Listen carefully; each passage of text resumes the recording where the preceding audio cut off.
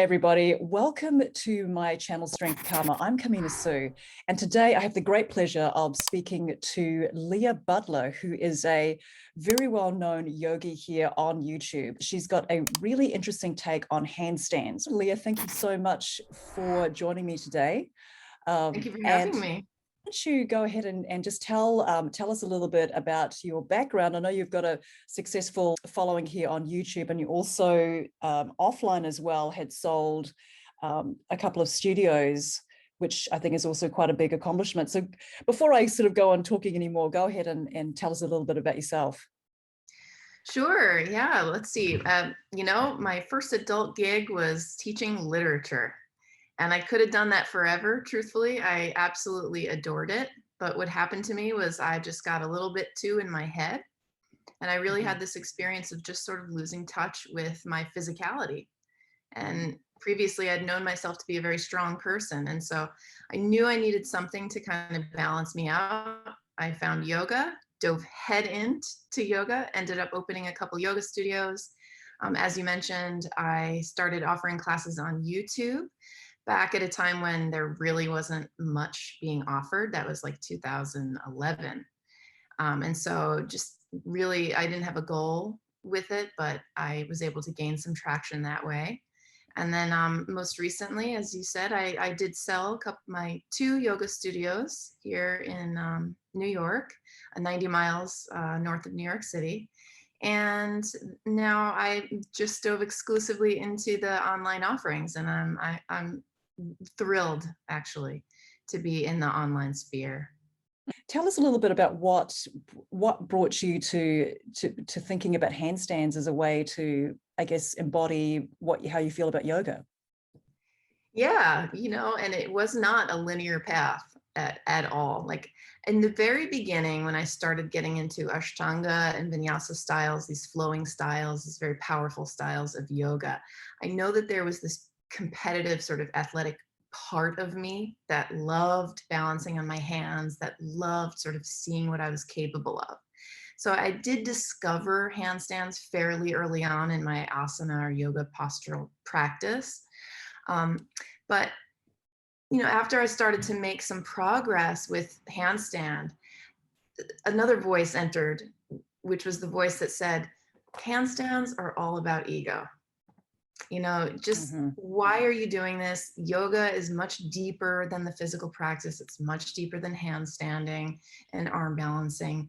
And so I took, I went in the complete other direction. And for nearly a decade, I was teaching yoga philosophy and yoga teacher trainings and yoga retreats and breath practices and meditation. And I really put my handstands on hold.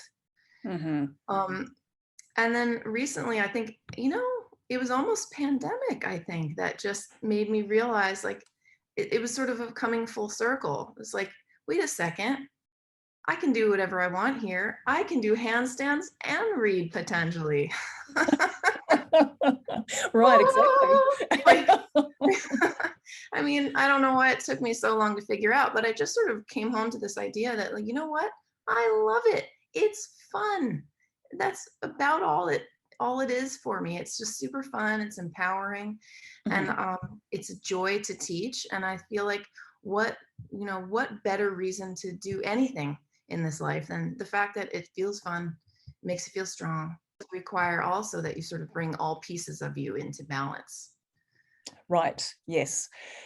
Absolutely. It's one of those, it's such a beautiful thing to do. I've actually been to classes where the teacher doesn't teach inversions. They don't teach inversions because they don't consider them safe. And when I ask them about it afterwards, their face will darken and say, oh, that's, my students don't need that. The risk of hurting yourself is far greater, and then I guess the benefits that they perceive someone actually deriving from learning these challenging poses. So which I never understood that should be about fun, because that's kind of like the unknown, right? That's where we want to always start. We want to keep excavating the unknown part of Yeah, ourselves. like what you're speaking to is a bit of fear that comes along, I think, with some of these inversions and the teaching of inversions. And to me, the yoga path is very much about walking in the direction of your fears and just sort of facing them head on and looking through what's there. And what, why am I afraid? What has been holding me back? What lives on the other side of this fear? And what potential might I reach if I actually, trudge through it? And do the work to get to the other side. And so, what are some things that that people don't know about handstands that you feel like maybe amongst people that some of your students or people that you come across in life, like, do you have some? Have you heard some like common myths? The one that we touched on, but we might as well visit it again, I guess, is that people have this idea that yoga is all about ego. And I remember encountering this in the yoga community where I am, and people just thought, well, if you teach inversions and advanced asana, then you just totally egotistical. And I remember encountering that opinion and feeling like, well, that doesn't actually feel true to me. Isn't it possible to be able to move yourself toward these advanced postures and not be motivated by ego at all? In fact, to be constantly learning and to be constantly realizing that there's something, there's I love the saying that there's always levitation. Like, There's always levitation.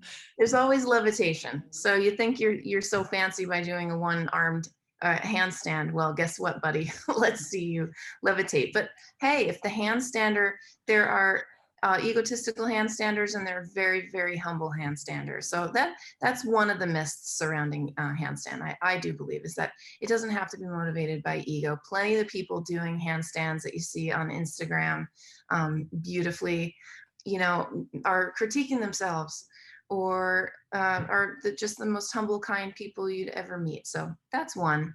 Another myth, and this is one that comes up a lot, is that particularly with a lot of my female students, they'll say, I just don't have the arm strength. I just don't have the shoulder strength. Mm-hmm. And what I try to tell them is that, look, sure, of course, we're going to be developing your overhead pushing strength. There's no doubt about it. Your arms play a role, your shoulders play a role. But once you kick on the entirety of your core in the right way, and specifically I'm thinking of the abdominal wall, the hip flexors, and the serratus anterior, these muscles along the sides of your ribs, push as part of your pushing strength to protract or pull the shoulder blades apart. Once you can really kick all of that on, it actually alleviates the pressure and the sort of the responsibility in your shoulders. And so it requires a little bit less, I think, of the arms and shoulders than people sort of build up in their imaginations. And once they can, bring their body into balance and develop the entirety of the core, then all of a sudden it becomes a lot more about stacking the bones and sort of efficiency and just weight placement. So it can become effortless, even for folks who feel like their arms are weak. It's interesting how the full poses are often so much easier to, in terms of just where we're in relate, what you were saying about stacking, like in our relationship to gravity, when you get to the pinnacle, as you were saying, it actually does feel more effortless than maybe a prep pose would, for example. Well, I have my students build, essentially they build their core and they build the handstand from the ground up. And so no matter who you are, no matter how strong you are, no matter what kind of history you have, we start you with the pelvic floor and we have you access it. And I have people who've had multiple births, who have pelvic floor dysfunction, and you still would be engaging your pelvic floor and learning how to sort of enlist those muscles. Then we move up the chain into the abdominal wall and the hip flexors, the QLs, and we go up and up and up until we get to the shoulders, wrists, and fingers. And so no matter who you are, we are all unlocking, first of all, some strengths, some things that we discover we were better at than we even thought. And we are all also unlocking some of our weaknesses. So we all discover that, something I was taking for granted or thought that I could do very well, maybe I can't. But that's all part of the journey. And it just so happens that in my program, it's also, there's a community aspect to it because we're talking once a week on the phone. There's a group coaching call. And so part of keeping your ego in check is that you are posting pictures and videos of yourself doing these postures, and you get the feedback of your community. So you get to complain and cry and, cheer everybody on. Yes. And there's really nothing like being a part of community to kind of keep yourself in check. But what I find truly, Carmina, is that ego is not the problem in the people that I'm attracting. It's more, what I find more is that people, some of the folks don't know their potential or don't believe in their own potential. Your potential is greater than you even thought, and we're going to prove it to you because we're going to build it systematically. And so I love it if someone comes with a kind of big boastful ego, because they deserve it. And so with your handstand program, are you teaching people how to balance in handstand, press into handstand, have the confidence to actually be in a handstand in the first place? So could you tell us a little bit more about your program? For sure. Yeah. I mean, the goal is handstand. And when I talk to everyone, each person gets like an individualized call in the beginning where we set a specific goal for you. And so some folks set the goal to do just a handstand in the middle of the room without help and be able to hold it for, say, 30 seconds to a minute. That's a fine goal. Other people who have some more experience and can already sort of kick up without too much fear set the goal to press a handstand. And so I have people puppy pressing, straddle pressing, and even pike pressing into handstand now. So it's really an individualized kind of goal that you set. That's something too that I love about this program, is just like the custom capabilities. So everyone goes through the same 12 weeks, but each week we get to check in. And so when I check in with you, I get to give you very personalized homework. Yes. Which actually sounds absolutely great, and which is why I can see these courses being so powerful, because when you're in a class situation, it's often very difficult for a teacher to give personalized advice, because you've got the class all there and they've got a certain amount of time, whereas there you're actually meeting, people can submit like videos and you can actually go over their form right there and then. I can see it being quite a time effective way for people to improve. I think so, and effective in general. Like I don't know about you, but I've attended plenty of weekend long dives into this or that, and that's lovely. But it's not going to be as effective to get you all the way to the goal as 12 full weeks of diving in and really focusing on this one particular skill. Do you find, Leigha, that people that are doing your program, are you mainly teaching yogis, or are you just teaching people who don't necessarily have a yoga background? So who are yeah. I do attract yogis, and I'm very happy about that. I have yoga teachers and just people who absolutely love yoga. Some are fairly new to it. More have been doing it for years, and they've kind of plateaued in one way or another.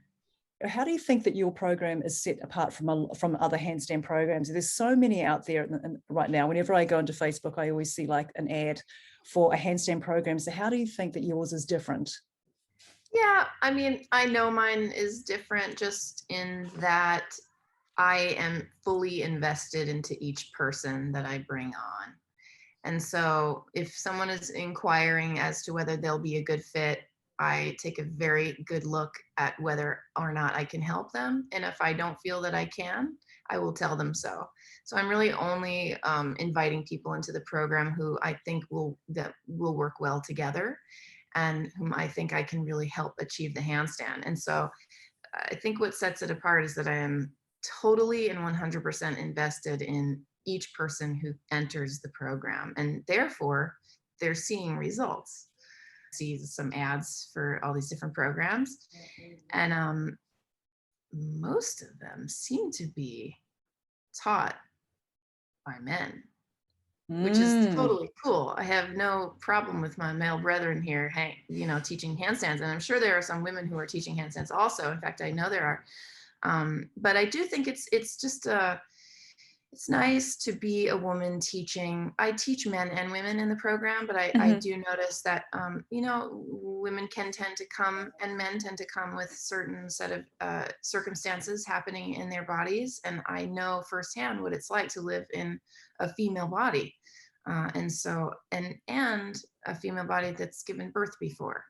And so I Mhm. think being sensitive to that is really helpful for people, for women in particular. You're so right with that, because I think women just generally, because we're just less muscle mass, we actually have weaker upper bodies. Like I know there's male teachers that do teach females how to, do handstands, obviously, but I don't think there's that they don't really get just how much less strength we have, especially if we're new to handstands, than what men do. Like I know that men have an obsession with having really large arms, like, or having big shoulders and large arms.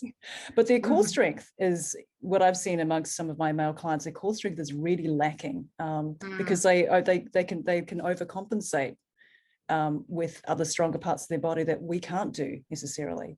And it just so happens that, for instance, for women, the mobility, as you know, the mobility in the shoulders and natural mobility in the hips and legs, not that we all have it, but if you do, and there are many who do, it is an advantage. Mhm. Um, but you're reminding me of something else that I have legitimately noticed that no one else talking about about handstands, and that is just the amount of um, active rest that I build in. Mm. For instance, when we're talking about using the core muscles, the ab wall and the pelvic floor, the shoulders, really everything we need, our body thrives on, and the brain thrives on the rest, giving ourselves a Absolutely. chance to sort of catch up, and giving our synapses a chance to catch up and get used to what we're asking them to do. And so just sort Mm. of like treating ourselves really, really nicely so that we're not just like a bull in a china shop powering through and then ending up with injuries. Right. Yeah, so we Right. do build mindful rest into the program, and Mm. still Love the people are sound getting. of that. Yeah, I had a woman get her straddle press in like the third week, and she was like, Wow. like I had no idea I was this strong. It's nice to just have a focus. What kept me back from handstanding really fluidly for a long time is just that I would kind of like visit it here and there. And it wasn't until I just set it as a very specific goal. And here's another, teaching from yoga. It's like quiet the noise of your mind, focus on one thing only, and like a laser beam, and walk toward it. And even though I don't think handstand is the end all be all, then is going to deliver us into enlightenment by any means, it sure is good mental training. I think Patanjali approved, Yoga Sutras approved mental Right. training. Yeah, absolutely. So what do you think would be some take-home tips for people? Just three take-home tips, Leigha, that if someone's interested in learning how to handstand, if you could perhaps provide Sure. provide Yeah. that.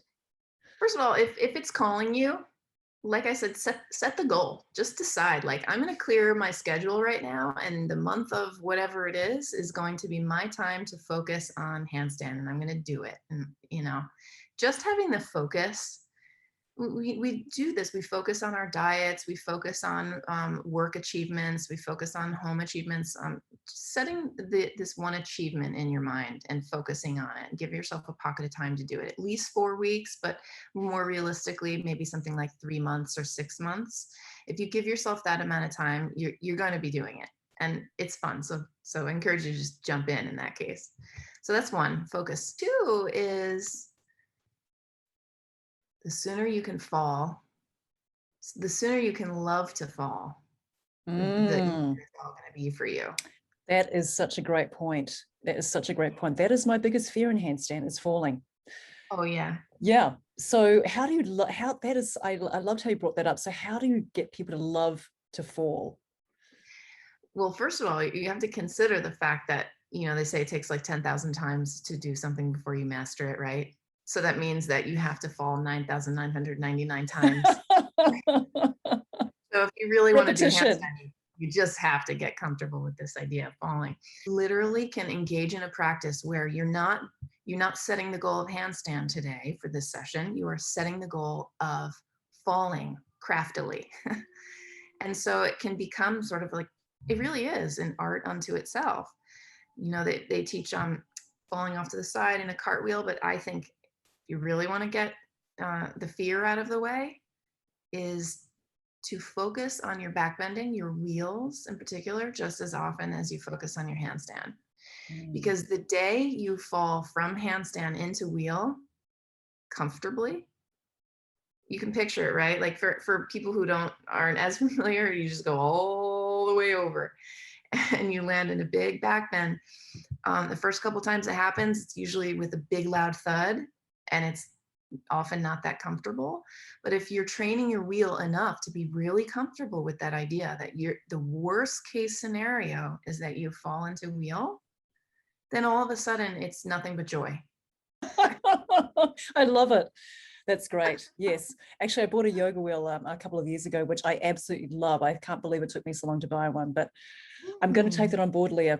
Yeah, thank you. yeah, That's a great piece because the cartwheeling out can be a bit awkward sometimes, especially if you've got furniture like on either side of you or something. Or totally, yeah, totally. The wall is your friend. The wall is your friend. Everyone knows that you got to kick up to handstand with the wall before you can get in the middle of the room. But I will add this: go chest to wall. I immediately advanced in my handstand practice. So if you can manage to go up chest to wall, chest to wall. And how long would you think that people should be able to hold that for? I mean, it so depends on how comfortable you are because it is really super intimidating once you're up there if you're not very comfortable with it. And so I would do more like think of it in a percentage, like go maybe to 80%, 70% of your max effort because you've Mhm. got to give yourself enough energy. You got to keep enough reserve to come out comfortably. So Right. but some proficiency in it that tells you that you're really about to be able to master handstand with some ease, I'd say would be 10 long, slow breaths there. So something between 30 seconds and a minute. Wow, that is great. So if you're watching this and you've always wanted to learn how to do a handstand, I think those take-home tips are absolutely brilliant. So thank you so much for sharing that, Leigha. And also thank you so much for your time today. We'll have all of Leigha's contact information below this video in the description. You can find out more about her program. We'll have a link to that as well. And I just want to say thanks, Leigha, for your time today. Thank you for joining me. Such a pleasure talking to you, Carmina. Great. Well, if you enjoyed this video, please consider subscribing. I'm coming up with new interviews every week, more content. Thanks so much for watching this video, and I'll see you in the next one.